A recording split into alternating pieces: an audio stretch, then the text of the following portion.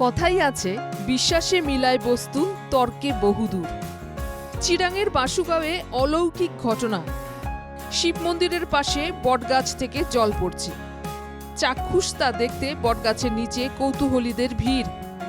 Basugaon station road ভুটিয়াপাড়া এলাকার ঘটনা। স্থানীয়দের ধারণা, শ্রাবণ মাস, চলছে ভোলে বোমের উৎসব। ভগবান শিব বটগাছের নিচে বাস করেন।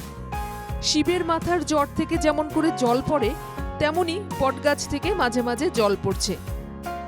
এটি ভগবানের আশীর্বাদ। স্টেশন রোড এটা বটবৃক্ষৰ পৰা এটা আচৰিত ধৰণৰ এটা পানী পৰি আছে বটবৃক্ষৰ পৰা। আৰু আমি এইটোৱে মানি আছোঁ যে এইটো আমাৰ পবিত্ৰ হিন্দু মাহৰ পবিত্ৰ শাওণ মাহ চলি আছে।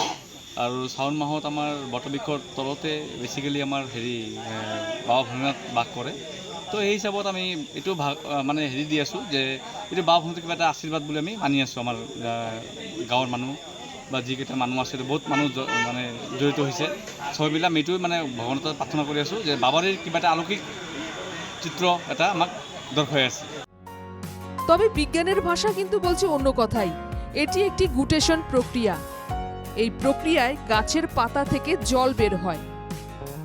এটি সাধারণত রাতের বেলা ঘটে, যখন মাটি থেকে অতিরিক্ত জল শোষিত হয়, বিশেষ করে যখন বায়ুমণ্ডলের আর্দ্রতা বেশি থাকে এবং বাষ্পীভবন কম হয়। তবে বিজ্ঞানের ভাষা যাই হোক না কেন, ভগবানে বিশ্বাসীরা বিষয়টিকে ভক্তি সহকারেই উপভোগ করেছেন। চিরাং থেকে আব্দুল মালেক আহমেদের রিপোর্ট, এনকেটিভি বাংলা।